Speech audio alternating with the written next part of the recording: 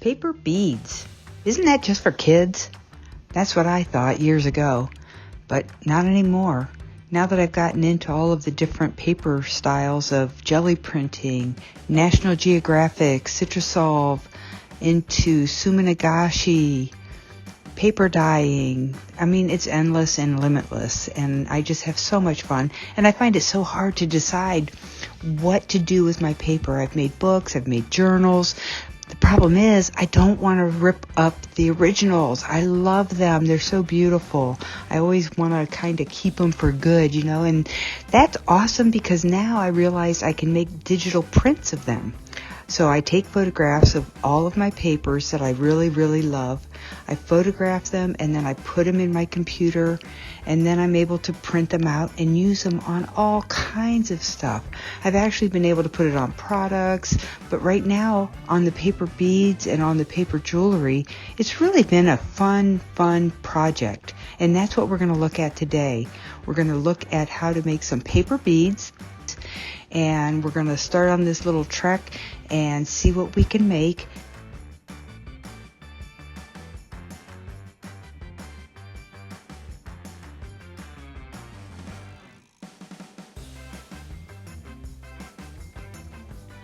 So let's get started.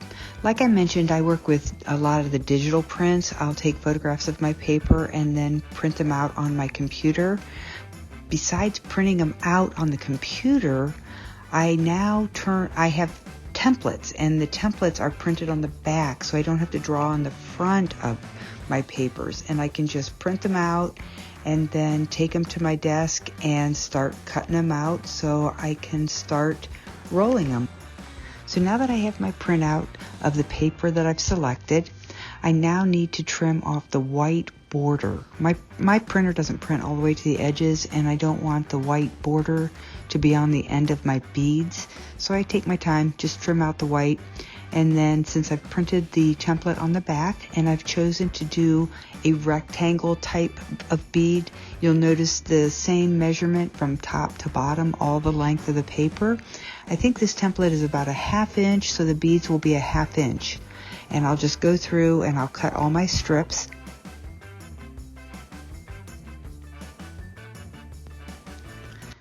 Now that all my strips are cut, I'm going to get everything turned around and ready to go.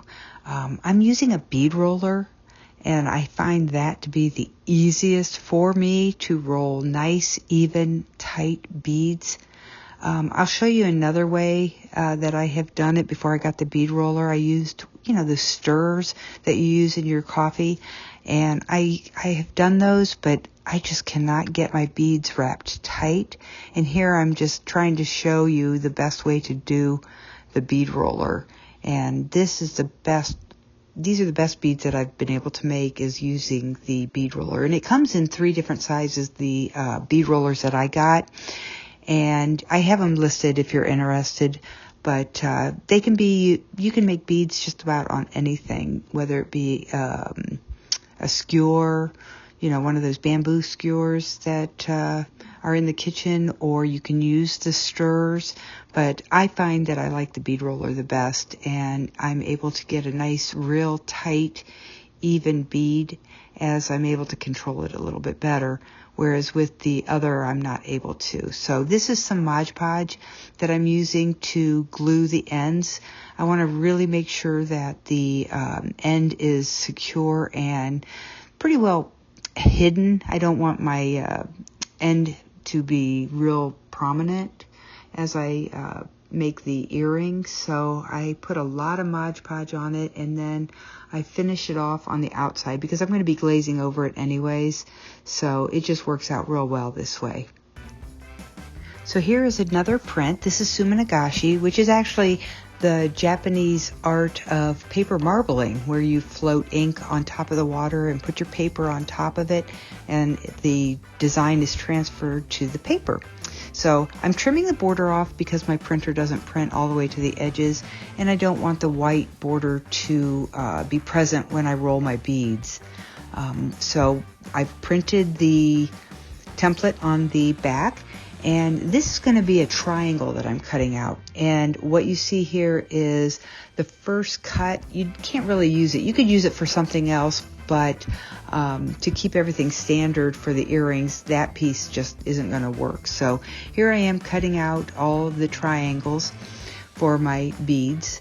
And if you're interested in learning Suminagashi, I do have a video posted, and I also have the National Geographic CitraSolv, and also the process of Momigami, which is a paper kneading. It makes the paper fabric-like, and I did a couple beads with the Momigami as well. So I'm going to use my bead roller here and start the process of rolling my bead. And the best way for myself, I'm left-handed, so I use my right finger, my forefinger, and help myself roll it, because these you really want to watch. You want to make sure that you're right in the center, because you want that point, that sharp triangle point, to land right in the center of your bead. And this is the best way I have found, is to just kind of put a little pressure on that finger and just roll it and watch and make sure that you're right in the center of your bead. And this keeps it nice and firm, nice and tight. And then you can lay it down and add some glue. I want to make sure that it's really, really tight and form-fitted to the bead so that nothing is lifted when the bead is complete. I want everything to be just really just a tight, nice, clean bead. And I continue rolling it up, and the glue helps when you're trying to make it tight against itself. So the glue now, as you're rolling, is getting glued to the bead, each layer. So I think I actually add a little bit more glue just to be sure. And it's important, but you're also going to be sealing them. So that helps to finalize everything. So I'm finally rolling it up and bringing the midpoint. There we go. Now what you're going to do is carefully, as you make sure everything is square, and you can see it's real subtle. The Suminagashi design that I had, it's a very subtle looking design, and the colors are spread throughout the bead. I'm now pulling it off the bead roller, and I put it on a toothpick. And that emery board that you see there, the yellow emery board, I just got that at Sally's Beauty. Okay, so we're going to switch gears here, and don't laugh. This is where I struggle. I really have a hard time with these stirrers, trying to get them started and trying to get them to roll tight. I know that some people have taken tape and put tape on there, but I did not have luck with that either. So don't laugh here. I'm really struggling to get these tight. I had already tried 3 others prior to this one. And so I just wanted you to see, if you didn't have the bead roller, that, I mean, it can be done. People do it and they make beautiful beads. I just struggle with making them tight all the way through. And I'm just kind of rolling it up.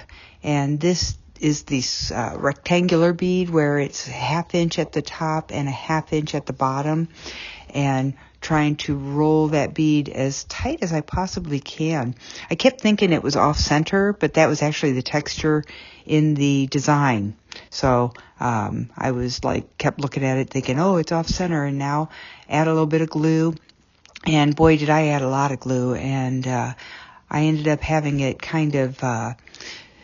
be kind of squishy. It went side to side. You'll see where it slips because it's so wet with glue. But boy, I was bound and determined to get that flap to not move once it was stuck down. So anyways, it was not really a nice bead. You'll see how it was kind of loose. But anyways, it can be done. People do it. They do a great job. And some people even cut the stir, and then they have that plastic inside. Okay, we're almost there. We're now to the sealing portion.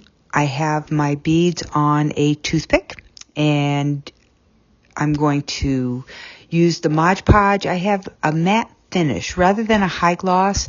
I've seen some high gloss and I've done some high gloss and I really like them. I just wanted to see how the matte finish looked, and I really like it. I like it a lot. So with the toothpick, it allows you the flexibility to get all aspects of your bead. You can get the top, the bottom, and then all around the edges. You have to be really careful though. You don't want to pop it off as you're painting on it. You can just take your finger and press down and make it a little more snug.